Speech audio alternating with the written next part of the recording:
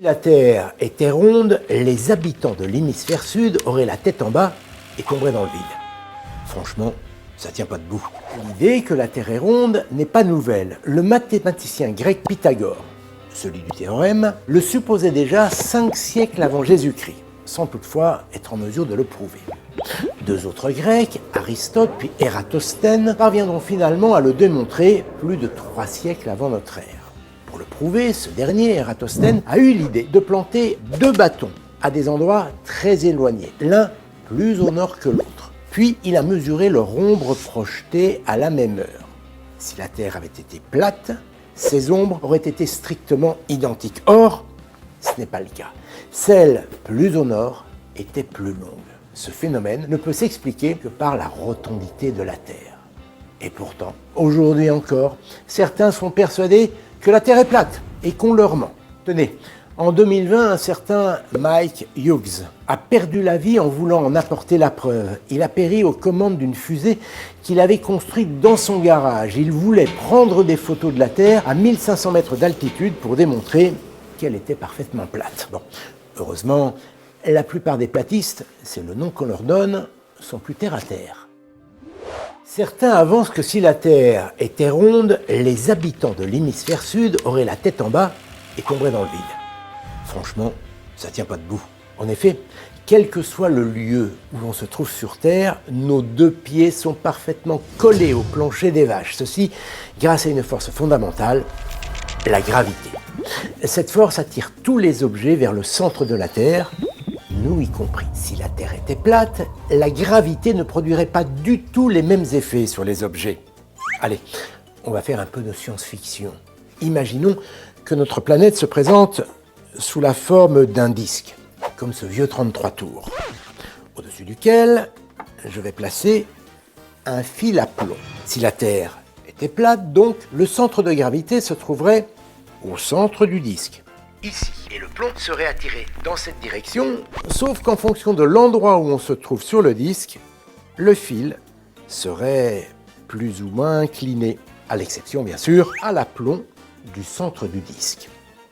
Imaginez ce que ça donnerait pour nous les humains. On vivrait penché, et de plus en plus au fur et à mesure que l'on s'éloignerait du centre.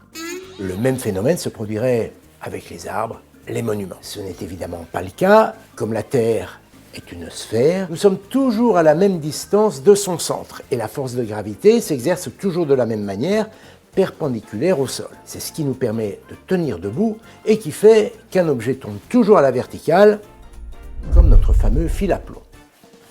C'est le physicien Isaac Newton qui a mis ce phénomène en évidence au XVIIe siècle. La légende veut qu'il ait eu la révélation en observant une pomme tombée d'un arbre. Elle est bien ronde, celle-ci aussi.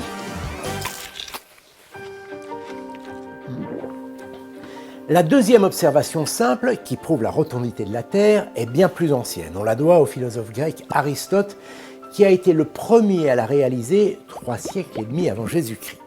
Pour y parvenir, il a observé le ciel à l'occasion d'une éclipse de lune.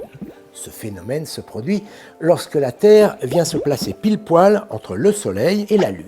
Et que remarque Aristote ? Eh bien, il constate que l'ombre de la Terre recouvre progressivement la surface lunaire et surtout que cette ombre est arrondie. Cet arc de cercle, selon lui, est bien la preuve que la Terre a une forme sphérique et non pas plate. Si la Terre était plate, voilà ce que ça donnerait. Or, personne n'a jamais vu ça. Une autre observation facile à réaliser, lorsque vous vous promenez en bord de mer et que vous regardez les bateaux s'éloigner de la côte. Plus un navire file vers le large, plus sa taille diminue, jusqu'au moment où il finit par disparaître complètement. Ce n'est pas une question d'acuité visuelle, même avec la lunette la plus puissante du monde, il y a un moment où le bateau finit par disparaître à cause de la courbure de la Terre. Au niveau de la mer, l'horizon se trouve à environ 5 km pour un homme de taille moyenne. La courbure de notre planète nous empêche de voir au-delà. Tenez, la prochaine fois que vous vous baladez en bord de mer, observez ce qui se passe au moment où le bateau franchit la ligne d'horizon. c'est toujours l'avant du navire qui disparaît en premier, comme si celui-ci plongeait vers l'avant.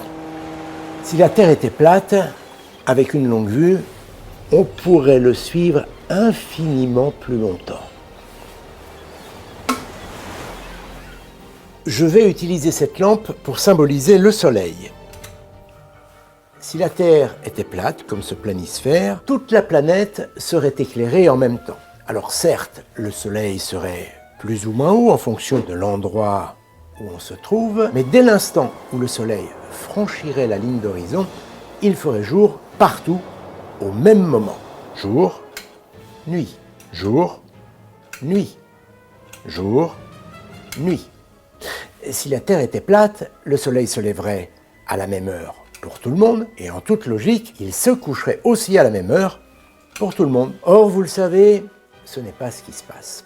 Lorsqu'il est 9h du matin à Paris, par exemple, et qu'il fait jour, à New York, il n'est que 4h du matin, et il fait encore nuit. Inversement, quelques heures plus tard, alors qu'il est 18h à New York, et qu'il fait encore jour, eh bien il est 23h à Paris, et il fait nuit. C'est bien la preuve que la Terre tourne sur elle-même, un tour en 24 heures, et qu'elle est ronde.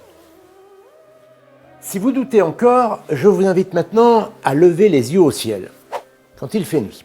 Avec un télescope, vous pointez Mars ou Saturne. Et là, que voyez-vous? Deux planètes rondes, comme toutes les planètes connues dans l'univers. Alors je sais, certains diront qu'il s'agit de disques et pas de sphères.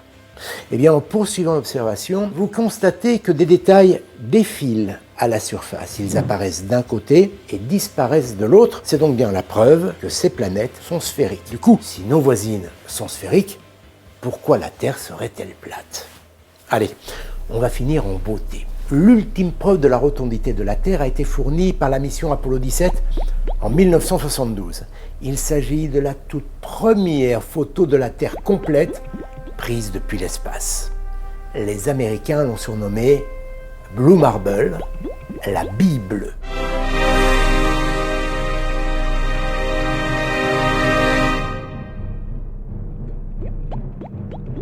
Pas de doute, notre Terre est bien ronde.